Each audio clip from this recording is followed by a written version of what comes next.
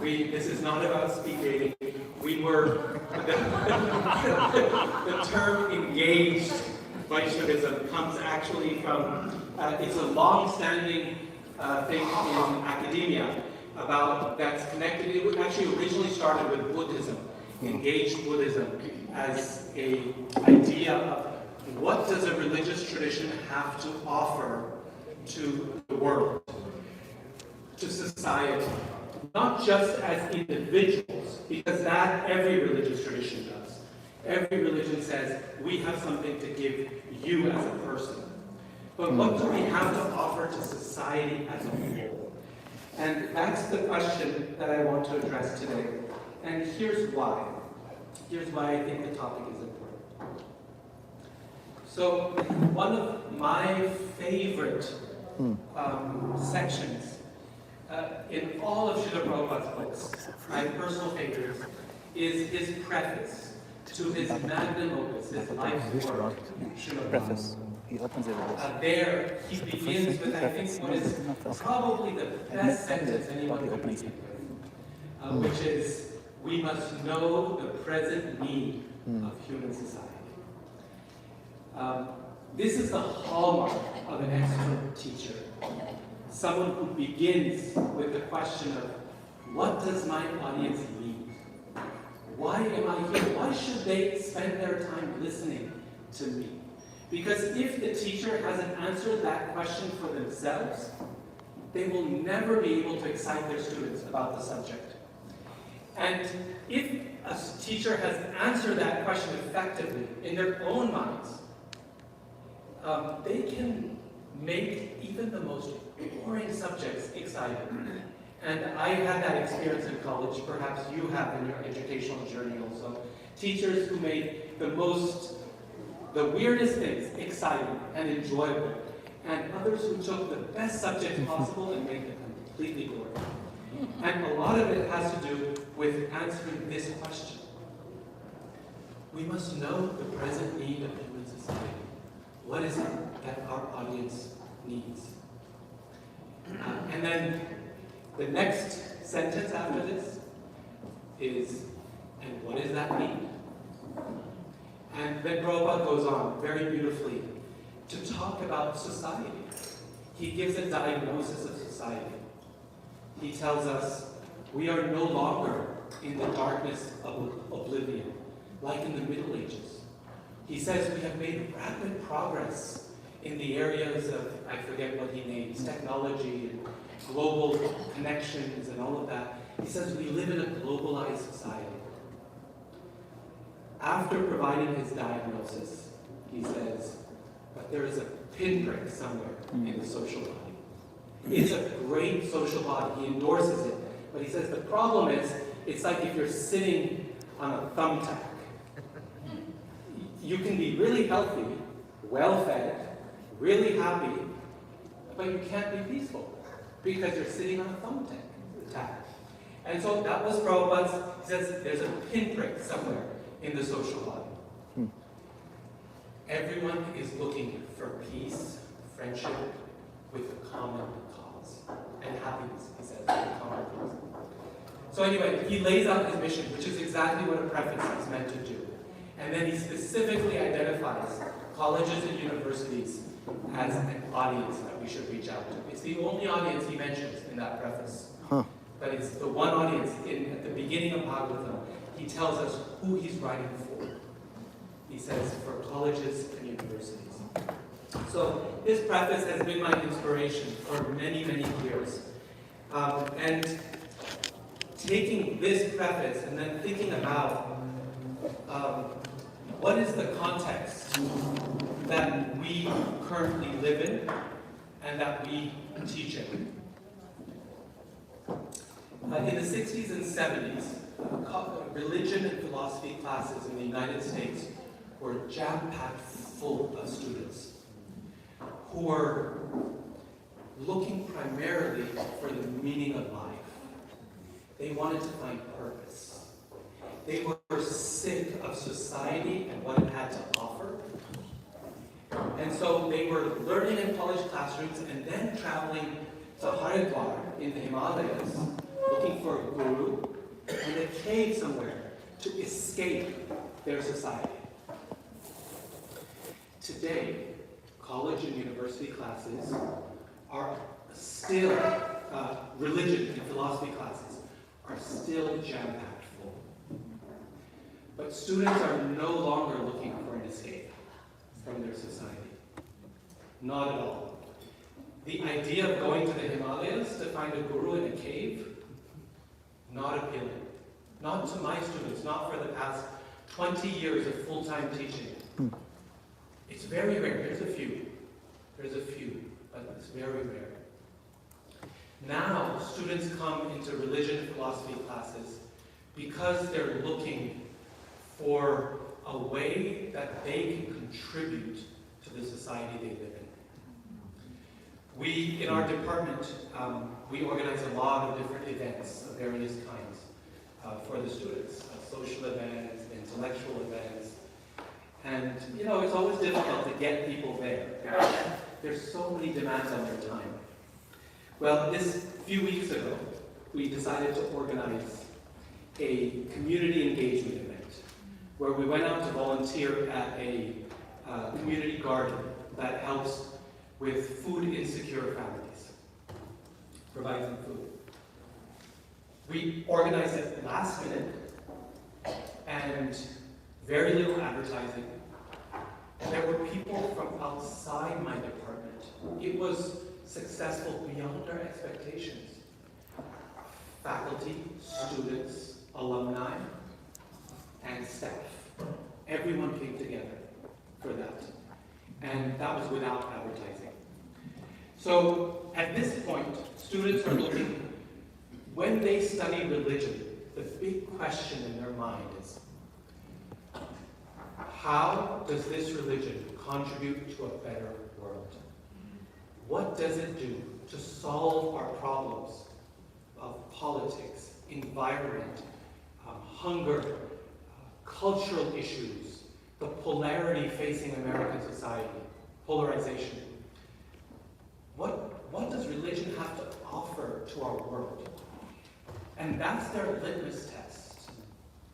If they find a religion that is brilliant in philosophy, but has no idea how that's going to help the world, it doesn't work for them.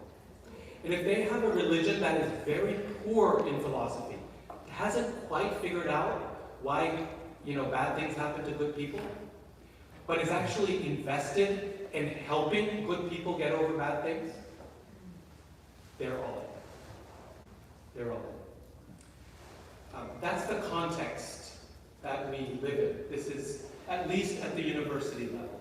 Maybe it changes as the demographic gets older. But having taught at public universities on the East Coast, small private universities, large universities, the full range, this is one thing that's been consistent across my experience. So this is what got me thinking is, okay, can we put this together with this? Right? Is there a way in which we have not only the ability, but the responsibility to respond to where we live and where we are located as communities? Sometimes people feel there's a dichotomy somehow, that we are a preaching movement, and our goal is to help people become devotees and become Krishna conscious. We don't have the time, the energy to engage with the problems of the world. That's for other people to do. There's so many organizations out there that work on this stuff. We have to stick with our mission, which is preaching Krishna consciousness. I think that's a false dichotomy, because today, engagement with the world is one of our best forms of preaching. When we engage with where people are at, this is not just today, this has always been true. It's just where people have been at has changed, as it will, through time. Right? It shifts. And it's always been the case. I mean, in the history of our movement in the West, And all the way back in our tradition, going back centuries, it's always been the case that everyone attempts to, every preacher's role is to find a way to engage with people where they are at. So, what does that engagement look like? And there's just two characteristics that I want to highlight. We could think of many more, but for the moment, let's just think of two. One is any engagement with larger society and its challenges and our contribution to it, first of all, has to be authentic. And by authentic, I mean it needs to be born and built upon our philosophy, our theology, our siddhanta. The reason this is important is because if we don't start here, then what happens is whatever is the most current fad in society, we just jump on that bandwagon, right? Like there's some new idea or new way of helping people that shows up, and we go, actually, there's got to be a verse in the Gita where Krishna supports this, right? And we sit through and say, our scriptures say the same thing. They say exactly what you just said. The world is a beautiful place. Right? And what happens then is that we end up giving something that's not true. It just becomes very superficial. And when it becomes superficial, it's not effective. As in, how can we be effective? Our strength, our power comes from what our acharyas have given us, from our tradition, from our philosophy. That's where our power comes from. That's where our purity comes from. Without that, then we are just, well, one more organization trying to make their name heard in a large din of voices. So we need to think about, well, are there reasons for us to engage? Are there theological, philosophical reasons for us to engage with the world and its problems? Outside of helping people escape the world. That is, of course, our goal. We want to get people back to God. But in the meantime, is there a reason to engage with it? Right? And if so, what are the pillars of that engagement? How do we go? And that's what we're going to talk about here. The second aspect of engagement is that it needs to be relevant. And irrelevant means that the first thing we need to do is educate ourselves about what is it that my society, my community needs.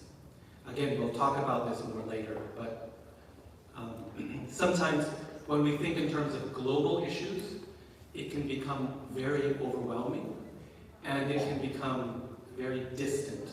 And that's a problem for someone else, right? But each of us, we live in a local space. It's just like they say, think globally, act locally. So we live in our local communities, and we don't need to study long academic papers to figure out what our community needs, and what the challenges are at this moment in your town, I live in Utah, and some of the biggest things that everyone's talking about, the Great Salt Lake. It's one of the largest saltwater bodies outside the ocean in the world, is drying up at a frighteningly fast rate. They're predicting within a year and a half, it might disappear. And when that happens, the riverbed has been containing all kinds of arsenic and heavy metals that are in the soil that the water holds down. The winds come through, and there's these windstorms. This has happened in other places in the United States, so we know it'll happen. And we breathe that stuff, and people start getting cancer, all kinds of respiratory diseases. This is what everyone's talking about, right? This is what the governor's talking about. This is what our local communities are talking about. There's a whole task force for it. That's an issue that I know about. I may not know about the world's environmental issues, or the world's hunger issues, but I do know what's happening in Logan, Utah. I know what's happening in Cashtown. I know what's happening in the place where I live. So, authentic and relevant. What I want to look at here in the short time that we have is the first primarily. Because the second one we'll talk about a little bit at the end, but it's primarily work that we need to do as individuals in each of our communities. We need to figure it out for ourselves. But the big question, I think, for a lot of people, as our movement grows and matures, is why should we? Why should we even bother with the fact that the Great Salt Lake is drying up? Is this a PR stunt that we're trying to accomplish? Does it matter? And what's the foundation? What's the resources that we have in our tradition? What's the philosophical resources that we have to engage, to give us impetus and to give us good substance to engage with the world? Now, every problem is going to have its own, we're going to have to think through it theologically for that specific challenge. As in, what can we say about this matter from Srimad Bhagavatam, or from Bhagavad Gita, or from our history? But there are certain big pillars that encourages us to engage with the world. And those big pillars is what I want to talk about here. Okay, so instead of looking at specifics like just the environment, or just hunger, or just a political polarization, those would be a series of workshops or seminars or so on, where devotees who are expert in those various fields could then talk about what we have to contribute in those areas.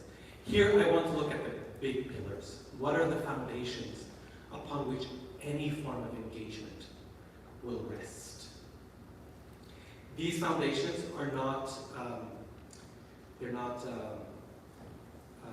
comprehensive, as in I hope you will think of others. I'll just present a few from my own thinking on this subject and from what I've heard from my students over the years. But I hope you'll think through others, particularly those that are relevant specifically to the challenges that your communities face. But first, before we get to those foundations, there have been plenty of people who have said that this cannot be done. There is no reason why Vaishnavas like you and me can be engaged with the world in a meaningful way. Because our tradition just doesn't allow it. We're all focused on, well, here's the criticisms. These are real criticisms that come not only from a wider public, but scholars who have written and published the reasons why they think Vaishnavism has a big struggle to overcome in terms of contributing to engagement with the world. First, what's the point of engagement? The world is a miserable place. Kali Yuga is going to hell anyway, right? And no matter what we do, Kali Yuga is going to get worse, is it? For another 427,000 years, approximately. So, yeah, what's the point? Better just get out, right, than try to mess with this world and all its problems. Plus, we're encouraged to be detached from the world. Doesn't this require some level of attachment to the world, something you care about? And we're supposed to be beyond affected by this world, to be equal in happiness or in distress.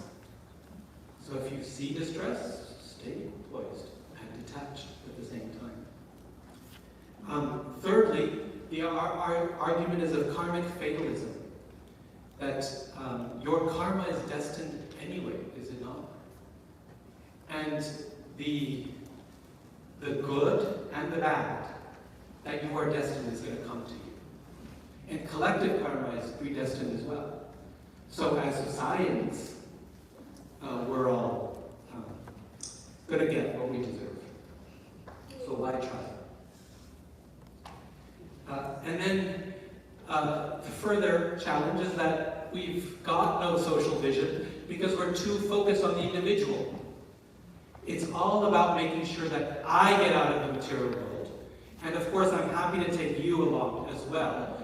But then beyond that, it's, the material world is going to be the material world. So find your own path out for enlightenment. The lone sage under the tree or in the Himalayan cave. And then finally, a God who's really aloof from the world. Krishna doesn't suffer. In fact, there's no way he can suffer. And he's always enjoying his pastimes in great bliss with his devotees. In fact, so aloof is our God that when he creates the world, he sleeps while doing it. How much more uncaring could he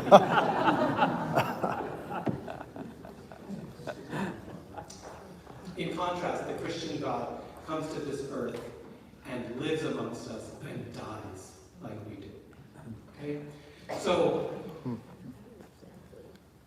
this is why we are told we cannot be engaged with the world.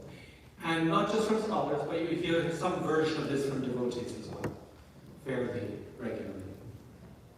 But most of these, or all of these, are based on a misunderstanding of our philosophy, each one of them. And in fact, dare I say that every one of these criticisms is actually a foundation for how we might engage with the world.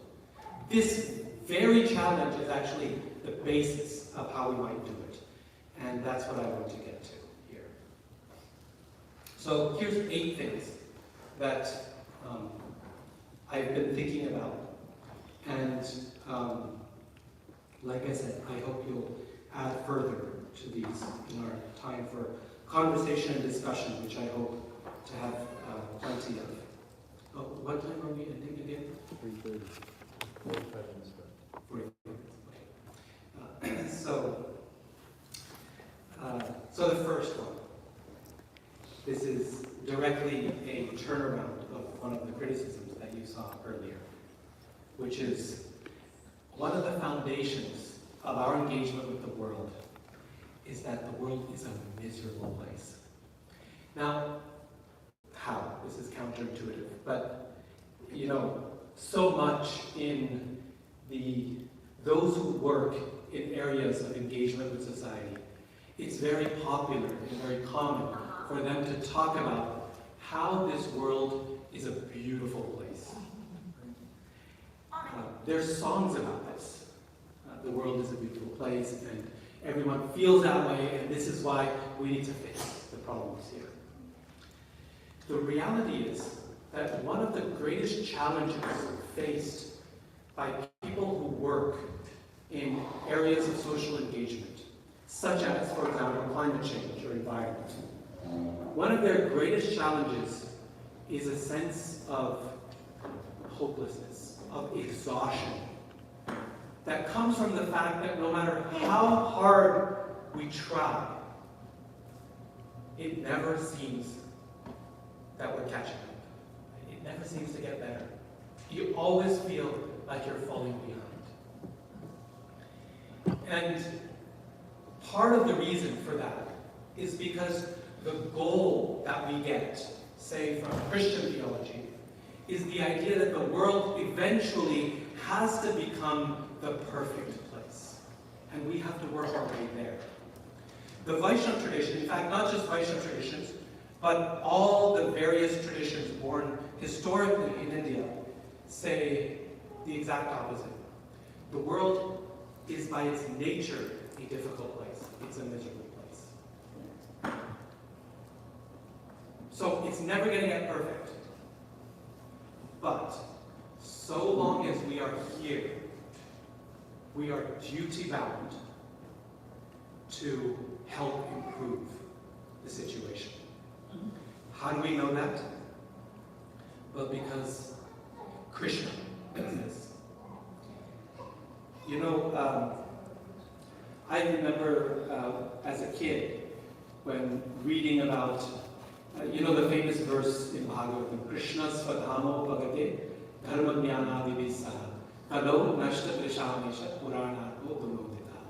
It says that when Krishna left this world, he took dharma, religion, proper order, duty, with him, and jnana, knowledge.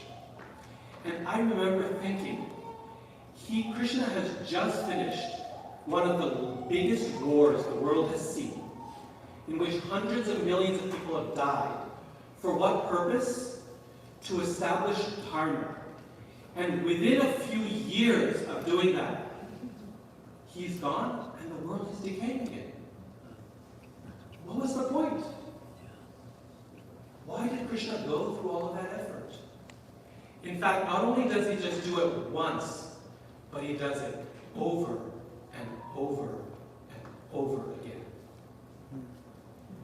He comes as avatar. Yada yada hi dharmasya glane bhavati bharat. So here's the question. If it's good enough for Krishna, if it's worth it for Krishna, to try to fix a fundamentally broken world, even though he knows that it'll go down again, it's still worth his time for the people who he has helped. During that rule of King Yudhishthira and Maharaj Parikshit, that period was golden. And if it was worth it for Krishna, just for that time period, why isn't it worth it for us? Why are we beyond it? In fact, when Krishna appears, all the demigods, they come to appear with him. Right? It's a collaborative, avatar is a collaborative exercise. Krishna never appears alone, ever. His devotees come from the spiritual world, they come from the heavenly planets, and there's plenty of devotees waiting in the wings here on earth, ready for when the Lord comes, like when Mahaprabhu came. Right? Everyone was there. Advaita Acharya was there, Srivas Thakur was there, Murari Gupta were there. They were all present, ready to go. It's always a collaborative exercise. And I think avatar theology is one of our biggest foundations for engagement. To think Krishna does it. Krishna is inspired to do whatever he can for a world that is fundamentally problematic. So, shall we assist him?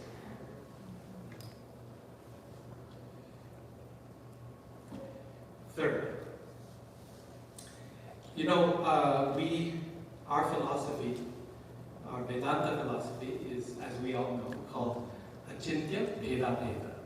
Inconceivable difference and inconceivable simultaneous difference and non-difference of Krishna and his energies, such as this world. For good reason, we really emphasize the difference part, Bheda. We are different from Krishna. This world is different from Krishna. But I think we may be missing out on the other half of our philosophy, which is maybe comes second in the phrase, but it is the other half. And Srila Jiva Goswami in Sandarbhas, he spends just as much time talking about how the world is non-different from Krishna as he does about how much the world is different from Krishna. This is a wonderful way to value this world as Krishna's energy.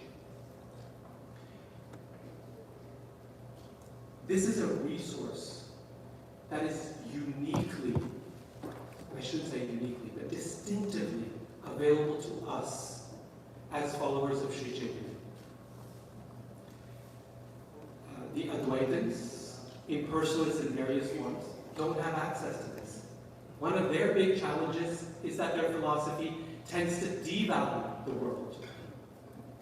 Their philosophy says the world is illusion, or it's not real, or it's neither real nor unreal, anirvachaniya, or so many different ways of saying it's not actually important. We don't say that. In fact, we argue heavily against that idea. This world has not, as Prabhupada says in Ishapanishad, Purnamadaha, Purnamidam, he says this world is perfect and complete.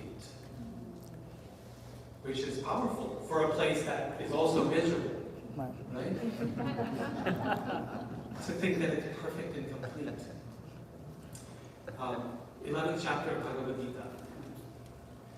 Krishna shows his universal form, and what's he showing? That the whole world is his body. We could go into it more philosophically. There's different kinds of causes. Beginning of Chaitanya Charitamrita, different kinds of causes are there. The efficient cause, the substantive cause. You know that section? It's really difficult. And one of the things it says clearly there, the Lord is the substantive cause of this world, which means he is the substance of the world. He's not just the creator. As in Christianity, for example, the Lord is the creator. But he creates something that's different from him. There's a gap between creator and creation. For Vaishnavas, the creator is the creation. He's also different from it. But I think we have to remember this unity aspect. Okay. So the world is not different from God, and then we say God is a person. He's personal. Now, what does personal mean for us? Personal means, primarily, it means relational. He is a person because he has the ability to engage in relationships beyond any degree that we can engage in.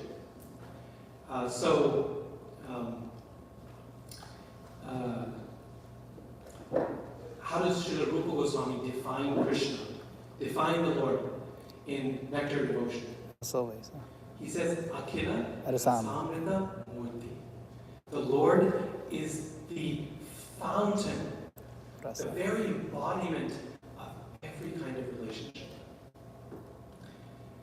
These are real relationships, right?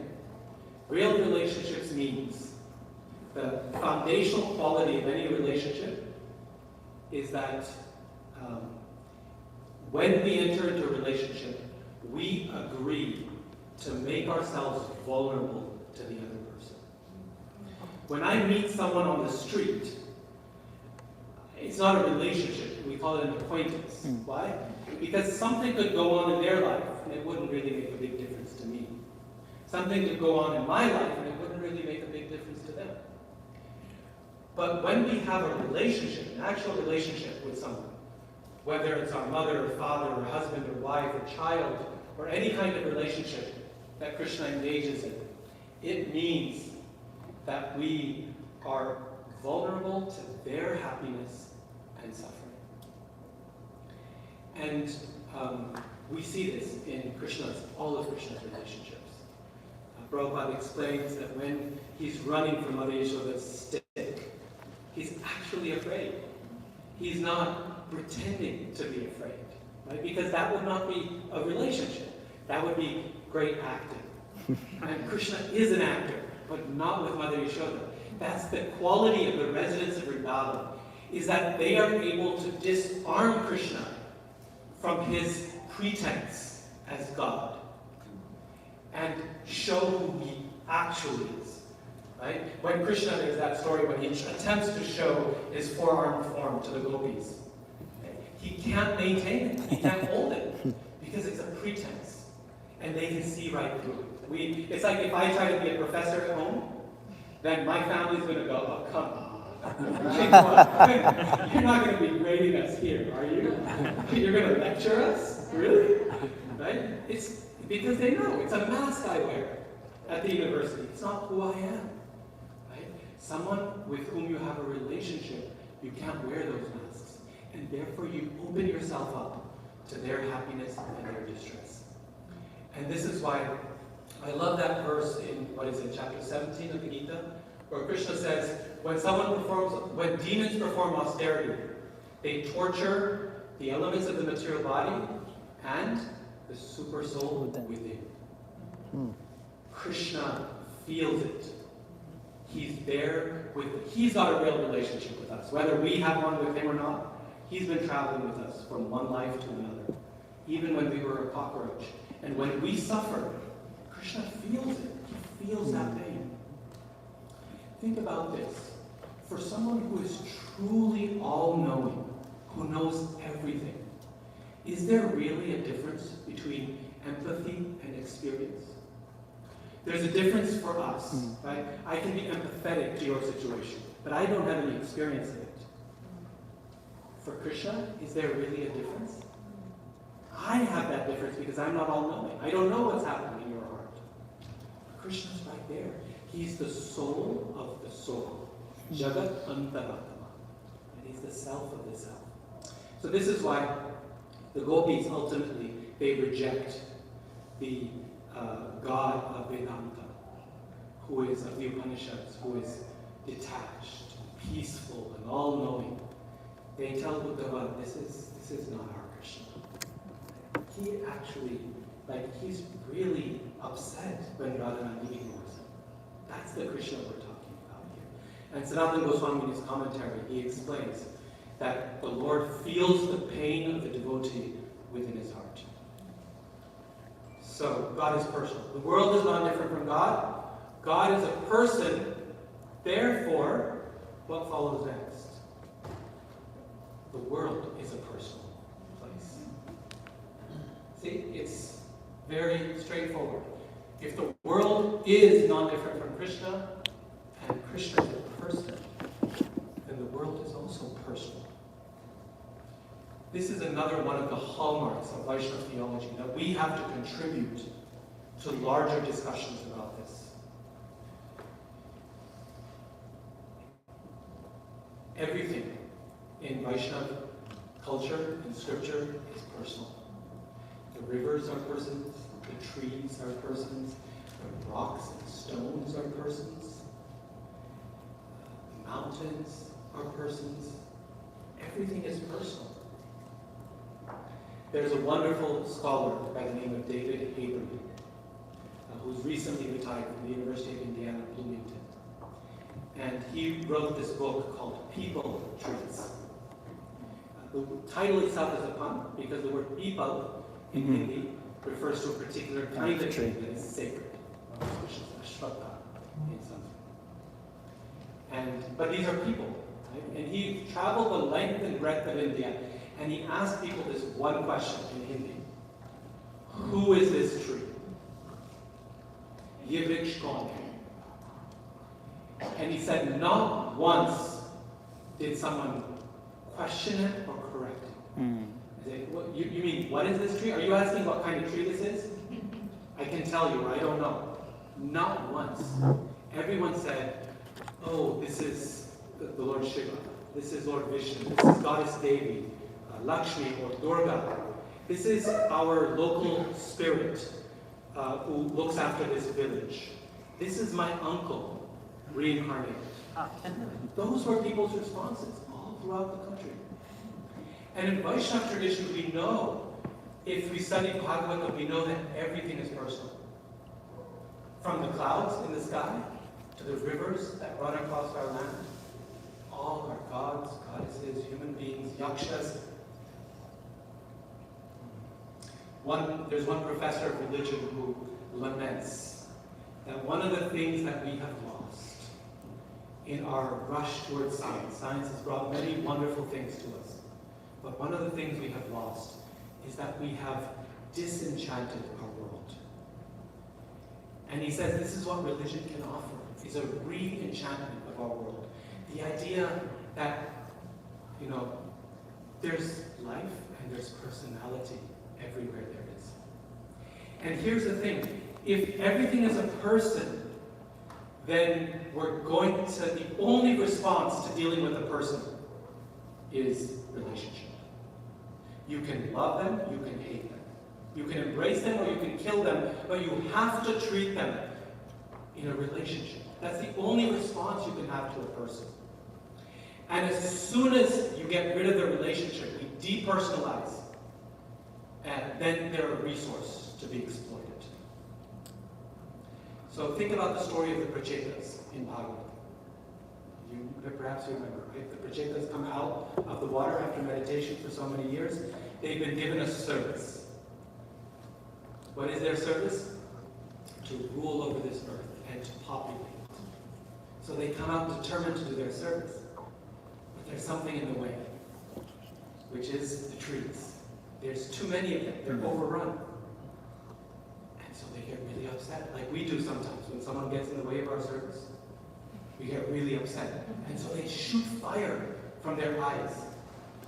And they start burning up not just the trees they need to get rid of to build their home or their palace or space for their village. They decide to burn up every tree on the surface of this earth. That's their goal. And they're moving really quickly in that direction, just as we are today. Very quickly in that direction. And Lord Brahma comes and he says, you really need to stop. This is unnecessary, what you're doing. And he explains to them philosophically why they shouldn't. But what's the last thing that Brahma does before he leaves? That spot, remember? After he explains to them philosophically, what does he do then? Yeah. He asks the trees, the forest, to give its daughter in marriage to the Prachetas. Her name is Marisha. And says, now, please, you get married to her. What happens at that moment? Not only do they recognize philosophically that killing trees are bad, but now those trees are their father-in-law. There's a relationship there. And you don't want to kill your father, right? As soon as there's a relationship that's available, then we have to, as soon as something is a person, we have to engage with it in a relationship. We know this from animal slaughter as well. The only way you can slaughter an animal is when you see it as a piece of meat rather than a person. This is why people who kill dogs and cats in the United States are considered criminals legally. And most people look at them with the greatest disgust. They see them as potential human killers in the future. And often they are, right? Most serial killers begin practicing on animals. So, but when someone kills a cow, or a goat, or a chicken, people think of them as perhaps a hunter, a sportsman, or they think of them just as a normal person. Why? Because these animals have been successfully depersonalized. Right? And therefore, it's not difficult to eat them. Whereas cats and dogs are personal, and therefore no one, not even those who don't have dogs, are allowed to eat dogs. So the world is a personal place. Okay. So far these ones, we've been looking at large cosmic things. Okay? There was one more thing I wanted to say about the world as a personal place. This has come from David Haberman, the professor of religious studies, in his book, People Trees. He also wrote one really good, beautiful book called Loving Stones, which is about the worship of Govardhan. Really, really wonderful. He himself is a Giriraj Bhakta. So he's written a series of books, one on Yamuna, called River of Love in an Age of Pollution, the Yamuna River of North India. One on trees, called People Trees, and then one on rocks, called Loving Stones. It's about Govardhan. And the theme that runs through these books is, he says, there are two big concepts that are legacies from the era of colonialism, from the colonial times, when some countries ruled the world. One is called anthropocentrism, and the other is called anthropomorphism. These are big words, but it's worth a little effort to explain. Anthropocentrism is the idea that if you're in GBC college, you've heard this a little bit. Okay? Anthropocentrism is the idea that human beings are the center of this universe, of this world at least. That means everything revolves around us. So we have dominion over everything, and we have the ability to exploit things for our purposes. They're resources for us. Anthropomorphism is the idea that we see all things to be human in nature. By human meaning personal in nature. We put a face on everything. Just like when we worship the detachment. We paint eyes and a smile. We make him physically look like a person. Trees in India have faces stuck to them. Rivers are gods. So it says he said first for a long time, for centuries actually, anthropomorphism was seen as a sign of the savage person, of the uncivilized person. People who think that there are spirits in the world and who make everything personal. Who put faces on everything. Oh, the heathen in his blindness bows down to wood and stone. One Anglican hymn. The heathen in his blindness bows down to wood and stone. Look at the poor guy. This is why he needs to be civilized. And come to recognize that we humans are so much more important than the rest of the world. We are at the center of creation. David Haberman argues that perhaps we need the reverse. Perhaps it's anthropomorphism that is a solution to our current challenges. The ability to see not us at the center of creation, but rather to see a face in everything. To recognize that the whole world is living and personal and looking back at us. And therefore we have a responsibility. We have a relationship with this world. Okay, so these so far, the first 5, are about big things, about the world. And the nature of the processes of this world. The next 3 have to do with us as individuals. I think any Vaishnava theology of engagement has to begin with the idea that our engagement will start with a change in our own character and the character of the people we work with. There's good research behind this as well. There's a whole field of study today. Universities opening degrees and departments in peace studies. How do we build peace in our world, in our society? And one of the things they research shows over and over again is that world peace begins with inner peace. We're not going to change the world if we don't change ourselves. And the person working towards peace, unless they've worked out their own inner conflicts, it's not going to have effect in the world. And so here we might think of the 26 qualities of a Vaishnava.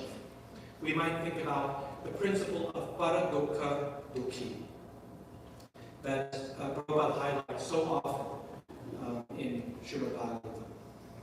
The next one, detachment, is the idea of vairagya. So earlier I said how detachment prevents us from engaging in the world because we have to become detached from it. Why will we engage with it?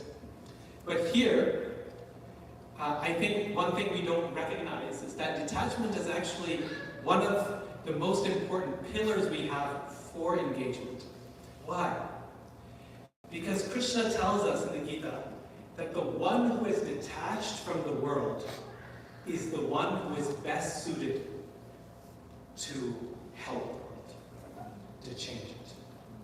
The one who is detached from the world is in the best situation to make a positive difference in the world. Therefore, he tells Arjuna, he says, don't be attached to the fruits of your action. Just do your duty. And so many other times he tells us in the Gita. Because why? Because the person who is detached, there's a big difference between detachment and indifference. Indifference means I don't care. Detachment means I don't have a personal interest, a personal anything to gain or to lose in this situation. Therefore, I can help you. It's precisely that person who doesn't have selfish interest. What's my profit going to be? It's precisely that person who is best suited to helping someone. And when someone finds a person who is truly not personally invested for their own benefit, we instinctively trust that person. Because we know they're not in it for themselves. They must be telling us for me.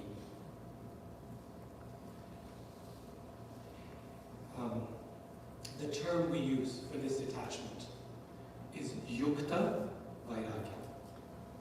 Not just vairagya. Gaudiya Vaishnava says, just vairagya does exactly what the critics say it does.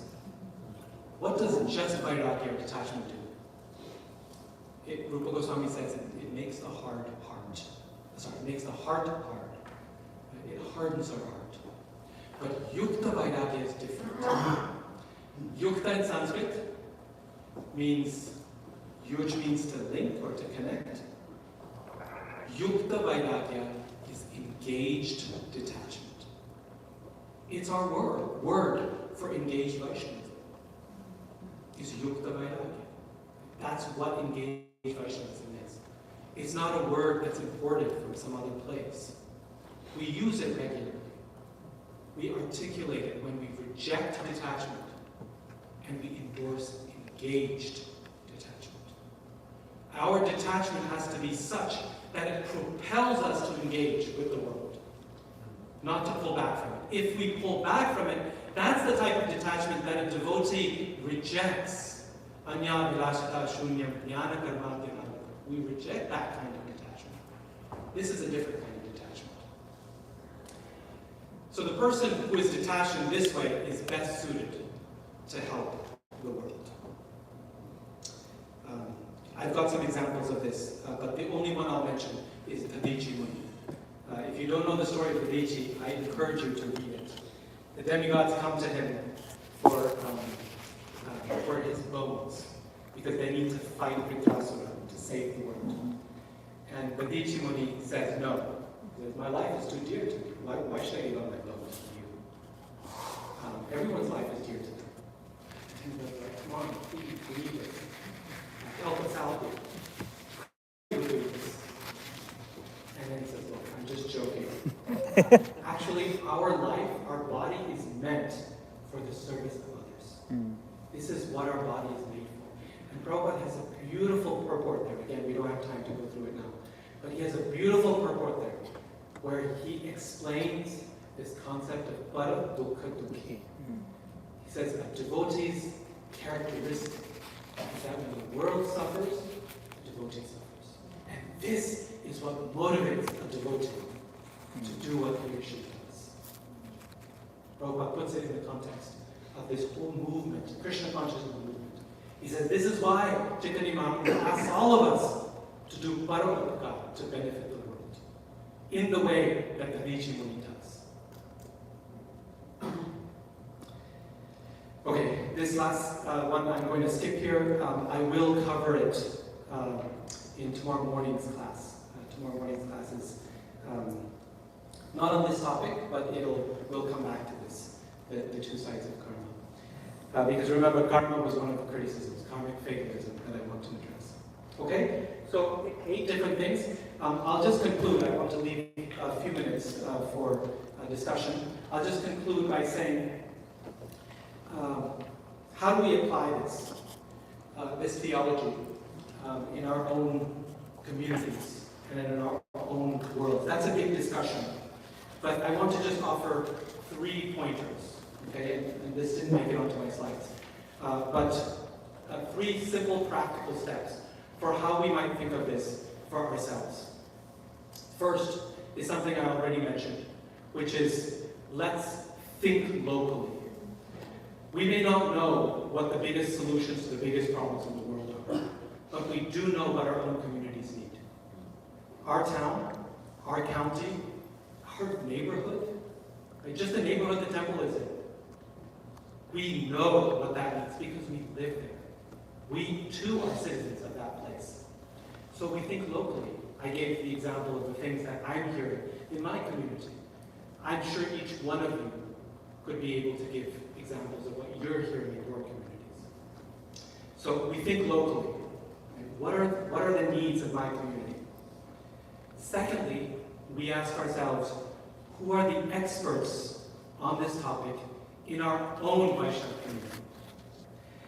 Today in ISKCON, we are blessed to have devotees who are functioning, operating at the top of every field of work that we can think of. Whether it's business, or it's education, or it's engineering, or it's environment, or it's politics, we've got devotees who are really, really good at what they do. We've developed an expertise that we often don't recognize and don't tap into ourselves. So the second step is education. There's no point in going out and making a statement on something that we don't know what we're talking about. Right? So we need to find people who do know, okay, this is what's facing my community. That's the first step, right? We educate ourselves as to what our community needs. Second thing is, what are the experts in our Vaishnava community who can effectively do that thing we talked about at the beginning? Authentic and relevant. Right? Who can do that move? We think through with them. And then we ask ourselves, how can we help? Now, how can we help doesn't necessarily mean that we're going to come in on a white horse and solve the whole problem.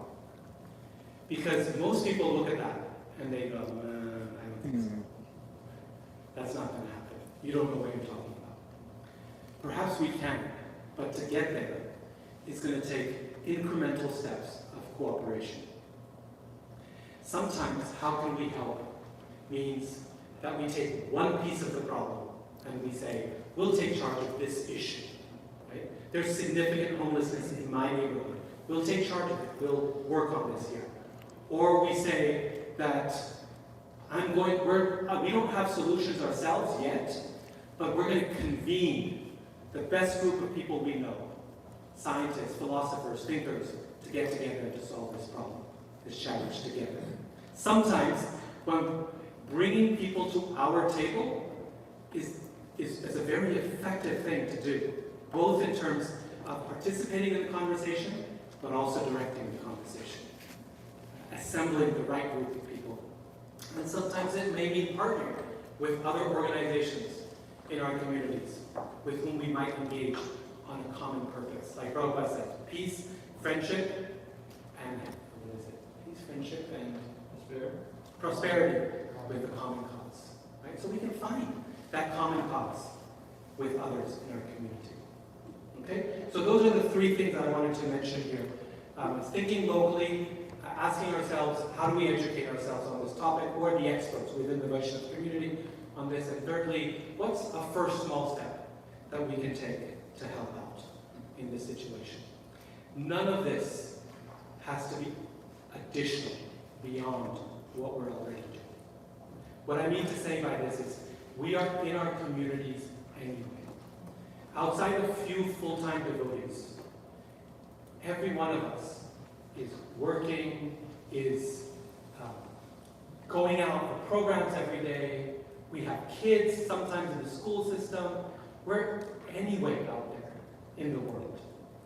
So this is just asking ourselves, how can I do what I'm already doing?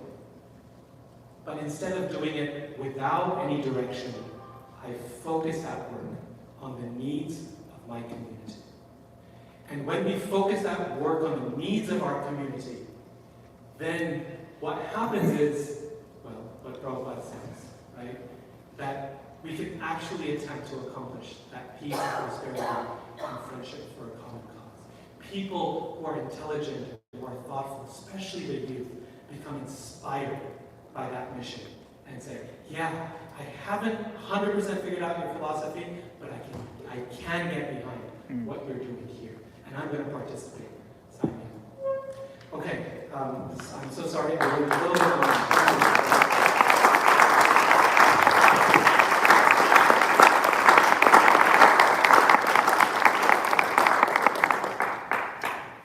So we have about 5 minutes in my allotted time, which is not as much as I had hoped to leave, but professors tend to be long-winded, so my apologies. But if people have thoughts or comments or questions to share, then please. There's a hand here, a hand back there, and a hand here. Yours is first? Yeah. Okay, Madame Go for said it. you first. Let's go for it. Thank you so much, Prabhu. Very easy to give your class rapt attention, even after lunch. I had a comment, and I thought maybe if you have some elaboration, because I was just thinking, I like this concept you were saying that, right, in modern society, we've removed the enchantment, right, of the world.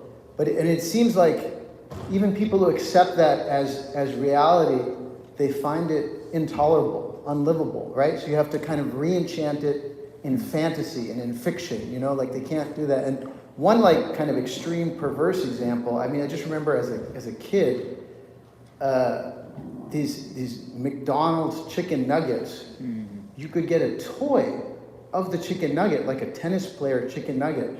So here, the chicken can't be a person, but if you kill the chicken, take a piece of it, deep fry it, now that can be a person. And I thought, okay, right, the world's gotten pretty crazy. So I don't know if you have some more elaboration on this re-enchantment.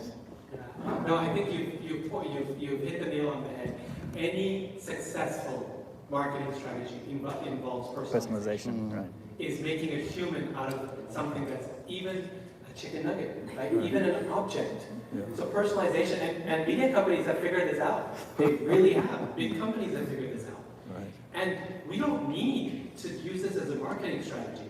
This is our philosophy, right? This is what we're all about. So we just need to find a way to participate in the conversation. The conversations are already ongoing in our own communities.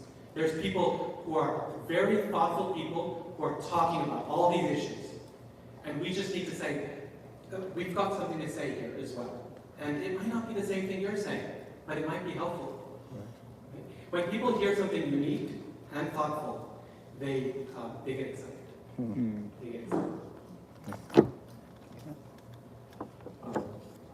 It's on. Hare Krishna Guru. Deeply value of all the lessons you gave here. I can connect because I deal with youth every day, and I can so much see how they're in need of engagement. I actually had this, it's maybe a comment, maybe a concern. I feel that it's easier to engage with youth outside and convince them to do something like this versus convince senior devotees to help me do something similar. Like even something like, okay, let's stop using plastic cups and plates in the temple for something. It's considered like, oh no, we're saving Lakshmi, so let's do it. But instead, going outside, getting a bunch of youth to like, okay, let's pool in our resources and buy it for the temple so that they don't have to worry about it. It's like a big thing. I'm curious, how do we engage as youth with senior devotees who may not see this connect? Yeah, very, very gently. Very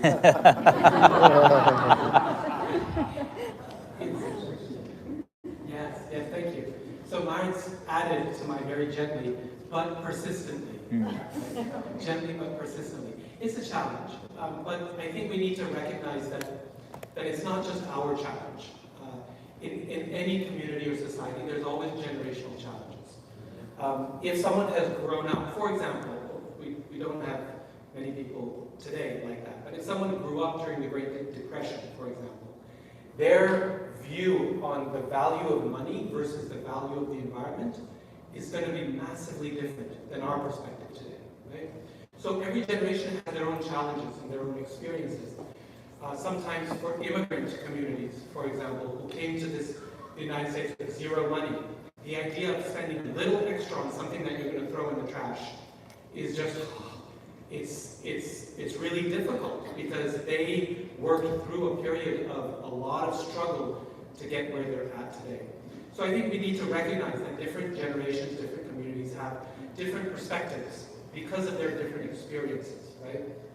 But I think one thing that we share, and this is why I like to begin with this. I know it's kind of impractical because we're just talking philosophy, but this is the one thing that we all share, right? This is something that, you know, when Prabhupada says, turn off the tap, this is Krishna's energy, right? Or why is it, do you not see? Are you blind? He says, because the lights are still on. Right?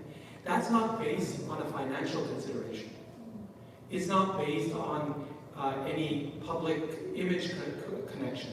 He's speaking that from this, right? He's saying the world is the energy of God.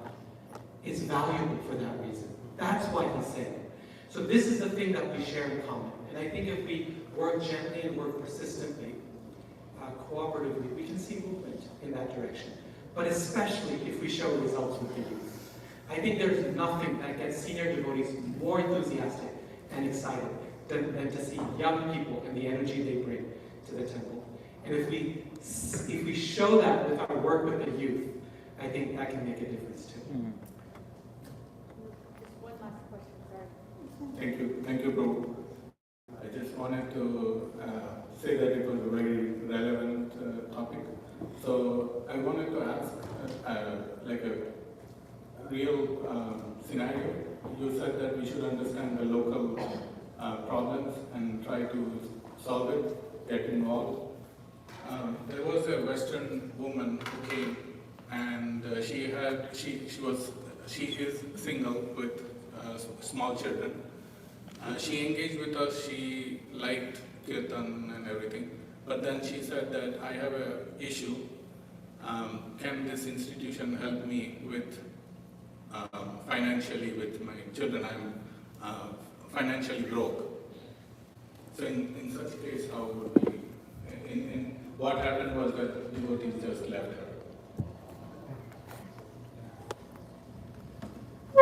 Yeah, I think situations of financial distress are challenging. They're difficult, most certainly. And we may be able to do something as an institution, but maybe not. What we can help out, though, is as a community.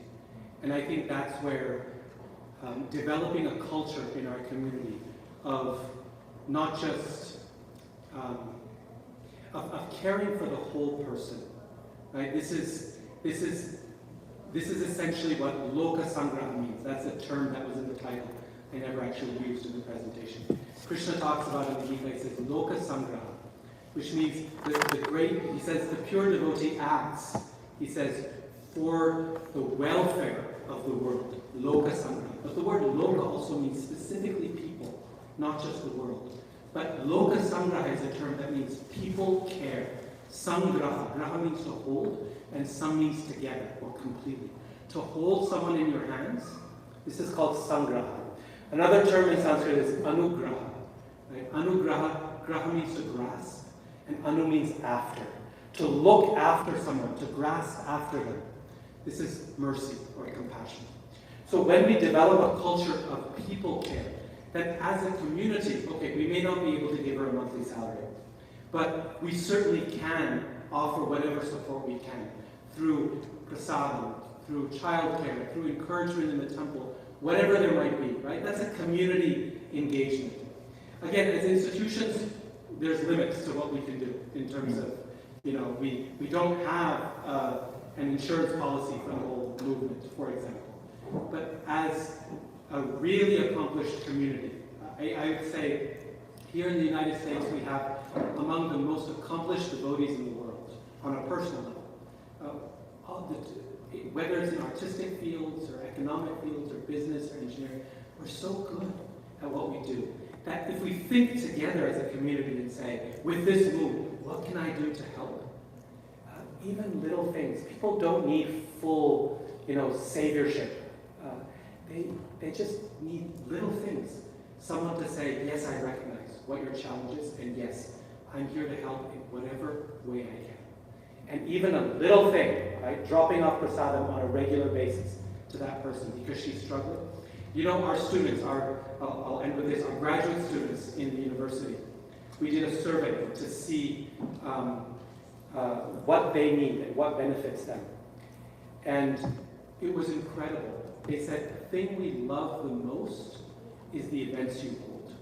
Not because of the speakers, but because it gives us one good meal a week. One wholesome meal a week.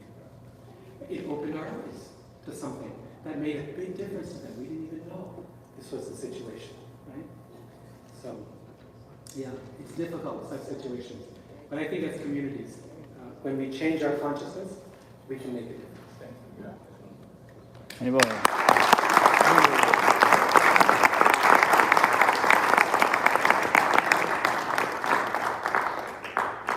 Thank you, Raman. He's going to be available. He's going to give Avatam class tomorrow morning.